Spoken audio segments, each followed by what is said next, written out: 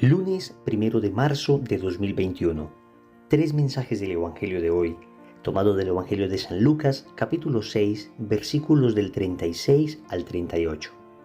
En aquel tiempo, dijo Jesús a sus discípulos: sean misericordiosos como su Padre es misericordioso. No juzguen y no serán juzgados. No condenen y no serán condenados. Perdonen y serán perdonados. Den y se les dará. Les verterán una medida generosa, colmada, remecida, rebosante, pues con la medida con la que midan, se les medirá a ustedes. Palabra del Señor, gloria a ti, Señor Jesús. Sean misericordiosos como el Padre es misericordioso. Una enseñanza que debería resonar profundamente en nuestro corazón. Básicamente lo que se oculta detrás de este texto es que Dios ha escogido que nosotros mismos determinemos cómo Él nos debe tratar a nosotros. Y así como en el Padre Nuestro el Señor nos enseñó a decir: perdona nuestras ofensas como también nosotros perdonamos a los que nos ofenden, aquí el Señor nos está diciendo que es necesario que nosotros seamos misericordiosos como el Padre es misericordioso, para que de esta manera no juzguemos y así no seremos juzgados. No condenemos y así no seremos condenados. Perdonemos y seremos perdonados. Demos y se nos dará. Uno diría: pero es que Dios no nos puede dar todo esto sin necesidad de pedirnos esta disposición interior. Y es que precisamente ahí está la clave. Dios, por supuesto que tiene todo esto para darnos y más, pero necesita de nuestra disposición interior. Como una persona hambrienta que quiere comer, encuentra frente a sí a una persona que le puede dar pan y sin embargo esta persona hambrienta no quiere abrir las manos. Es que por mucho que el otro le quiera dar el pan, si no abre las manos, si no quiere recibir, si no se abre al don que va a recibir, finalmente no lo va a recibir. La manera para que nosotros nos abramos al don que recibimos de Dios es precisamente tratando de imitar aquello que Dios es hacer aquello que Dios nos ha mandado hacer. Vamos con tres mensajes de este Evangelio. Primero, sé misericordioso. Segundo, no condenes. Tercero, da con generosidad. Empecemos con el primer mensaje que el Evangelio tiene para nosotros. Sé misericordioso. Recordemos cómo en el Evangelio de San Mateo, en el capítulo 5, versículo 48, el Señor nos decía: sean perfectos como vuestro Padre Celestial es perfecto. Entonces uno escucha estas palabras y humanamente se siente muy desanimado. ¿Cómo es que voy a alcanzar la perfección de Dios? De un Dios que todo lo puede porque es omnipotente. Un Dios que está en todas partes porque es omnipresente. Un Dios que lo sabe todo porque es omnisciente. Un Dios que en definitiva es omniperfecto. Y Jesús nos pide que seamos perfectos como el Padre Celestial es perfecto. Pues tal vez con este texto del Evangelio de Lucas nos queda más claro a qué se refiere el Señor. La perfección que el Señor quiere que nosotros imitemos del Padre es la misericordia. La misericordia. ¿Y en qué consiste esto de la misericordia? La palabra hebrea con la que la Biblia define la misericordia es rahamim, que significa literalmente seno de la madre. Y es que esta expresión define muy bien lo que es la misericordia, porque una madre que ama al hijo de sus entrañas le perdona todo. Hemos visto esas madres para las que no hay hijo malo, esas madres que son capaces de excusar todo, incluso a los hijos más proscritos, a los hijos más oveja negra de la familia. Todo el mundo les piden que saquen esos hijos, todo el mundo les piden a esas madres que dejen de confiar, que ellos cambiarán, pero parece que hay una cierta testarudez de la mamá en confiar en que en algún momento ese hijo volverá, en que en algún momento ese hijo cambiará, y en eso consiste la misericordia. La misericordia es la confianza que Dios tiene de que algún momento nosotros volveremos. Y precisamente Dios pone su corazón en nuestra miseria, esperando que nosotros acojamos esa misericordia. Y así podemos ver otro significado de la palabra misericordia.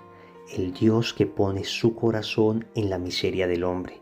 El Dios que no se voltea al ver nuestra miseria, que no se horroriza al ver nuestra miseria, sino que al contrario derrama la sangre preciosa de su corazón, invitándonos una vez más a la conversión. Pues esa actitud que Dios tiene con nosotros, nos pide Jesús que nosotros la tengamos también con los que nos rodean. Debemos usar de la misericordia para el trato con los demás, porque definitivamente si Dios ha sido misericordioso con nosotros, nosotros debemos ser misericordiosos con los otros. Debemos ser compasivos, que podríamos decir es una palabra sinónima. Es decir, compadecernos de los otros, compadecernos incluso de sus debilidades. Y en vez de estar juzgándolos y señalándolos, en vez de estar considerándoles perversos, deberíamos pensar nosotros en que ellos tienen una historia detrás de esas acciones que tal vez nosotros mismos no conozcamos. Y por eso tratar de ser lo más benevolente posibles con los juicios que hacemos para con ellos. Pero también misericordiosos para con nosotros mismos. En ocasiones, a la persona a la que menos misericordia le tenemos es a nosotros mismos. Perdonamos de los demás cualquier cosa, pero no nos perdonamos a nosotros mismos por ese error que cometimos, por ese pecado en que caímos, por ese pasado oscuro que vivimos. Pues es tiempo de ser misericordiosos también con nosotros mismos, porque si Dios nos perdona, ¿quiénes somos nosotros para no perdonarnos? Segundo, no condenes. Vemos que cuando el Señor quiere explicar en qué consiste esto de la misericordia, lo primero que viene a decirnos es que no debemos juzgar, que no debemos condenar, que debemos perdonar, que debemos dar. Esos son los 4 verbos que utiliza: juzgar, condenar, perdonar y dar. Pues resulta que tal vez la palabra juzgar es una palabra que hoy está mal entendida, porque escuchamos en muchas ocasiones que uno no debe juzgar absolutamente nada ni a nadie. Y esto en realidad no es así, no es así. En ocasiones hay que emitir juicios, pero en primer lugar hay que aclarar que se emite juicios sobre acciones, nunca sobre intenciones. Yo puedo juzgar objetivamente una obra como mala. Alguien asesina a otra persona. No juzgues eso. Yo no puedo juzgar la intención, pero puedo juzgar la acción como una obra mala. Pensemos en una violación, pensemos en un secuestro, pensemos en estas personas que son asesinos en serie. Yo puedo y debo en ocasiones juzgar la acción con claridad y contundencia. Incluso exigir a la ley que se juzgue y que se penalice esa acción. Sin embargo, lo que yo nunca puedo hacer es juzgar la intención. Juzgar la intención es suponer que la persona que está haciendo eso es una persona corrupta, perversa, malvada. Vamos a ver, cierto que con determinados delitos y crímenes en ocasiones es muy difícil no suponer maldad de ciertas personas. Pero cuando hablamos del diario vivir, cuando hablamos del juicio que nosotros emitimos sobre las personas que están a nuestro alrededor, que normalmente no cometen ese tipo de atrocidades, pues muchas veces nosotros estamos juzgando intenciones y suponemos que la persona tiene una mala intención al momento de obrar. Y resulta que después, cuando nos damos cuenta de la profundidad de la acción, aunque sigamos señalando como mala la acción, pues empezamos a entender que no había mala intención.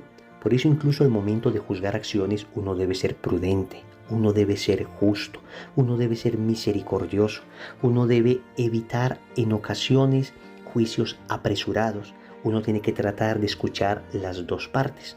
Tal vez por eso esta expresión no condenar nos aclara más. Porque, repito, en ocasiones debemos juzgar, emitir juicios, pero lo que no debemos hacer es nosotros condenar a priori a esa persona, condenar sin esperar a que la persona se defienda, condenar las intenciones que hay en el corazón de la persona. Eso no nos corresponde a nosotros. No debemos condenar. Y de esa manera Dios no nos condenará, de esa manera Dios no nos juzgará en este sentido del que hemos hablado, ¿no? Es muy importante entender que esa medida que nosotros usemos será la medida que Dios usará con nosotros. Tercero, da con generosidad. Y aquí el Señor nos enseña la lógica de la generosidad, que es completamente opuesta a la lógica del egoísmo que hemos aprendido en el mundo. La generosidad produce generosidad. Cuando se es generoso con el otro, entonces el otro se estimula a ser generoso también. A este propósito recuerdo la historia de un par de hermanos que tenían juntos una empresa de trigo y que eran muy generosos ambos, habían sido educados en la generosidad. Pues resulta que cada uno de ellos tenía un granero donde equitativamente distribuían los bultos de trigo que iban produciendo. Todo era equitativo. Pues resulta que uno de ellos se iba a casar. Y lo que sucedió es que el que estaba soltero pensó para sí: mi hermano se va a casar, seguramente va a tener hijos, van a ser más bocas para alimentar, entonces él necesita más trigo que yo. Yo con lo que tengo suficiente. Y en la noche este hombre montó en un carro cualquier cantidad de bultos de trigo para pasarlo en secreto a la bodega de su hermano. Pero a la vez el hermano que se iba a casar pensó dentro de sí: mi hermano va a quedar solo. Yo por lo menos voy a tener familia, voy a estar acompañado. Él absolutamente solo va a necesitar más y por esta razón he de darle algunos bultos de trigo que yo tengo. Es así como también tomó un carro, lo llenó de bultos y en la noche los iba a pasar a la bodega de su hermano. La historia termina diciéndonos que los dos hermanos se encontraron en los dos carros con bultos llenos, cada uno a pasarle a su otro hermano mayor cantidad porque estaba pensando en la necesidad del otro y no en la propia, y nos cuenta la historia que terminaron abrazados, llorando. Qué bonito esto. Ojalá nosotros aplicáramos esta lógica de la generosidad. Desafortunadamente lo que aprendimos nosotros fue la lógica de la mezquindad, del egoísmo, la lógica no de dar sino de pedir, la lógica no de los deberes sino de los derechos, no de lo que yo debo hacer, no de pensar en el otro sino de pensar en mí. El Señor nos dice que cuando nosotros pensamos en clave de generosidad, Él nos va a dar una medida generosa, es decir, será en un recipiente grande que nos dará, una medida colmada. Es decir, no solamente ese recipiente es grande, sino que va a estar a tope. La medida será remecida. O sea, el Señor no va a dejar espacio alguno en la plenitud, en la llenura de aquello que nos va a dar. E incluso dice que la medida será rebosante. O sea, no solo va a estar a tope, sino que va a desbordar. Yo les digo, cuando se es generoso, incluso Dios nos premia aquí en la vida, y lo sé por cualquier cantidad de testimonios de personas que han sido muy generosas y el Señor se ha encargado de devolverles desde esta vida cualquier cantidad de bendiciones también. Pero es que aun si no fuésemos bendecidos en esta vida, créanme que Dios nos bendecirá en la otra por la generosidad. Recordemos entonces: primero, sé misericordioso. Segundo, no condenes. Tercero, da con generosidad. Compromiso: hoy vamos a dar con generosidad a una persona necesitada. En el nombre del Padre, y del Hijo, y del Espíritu Santo. Amén.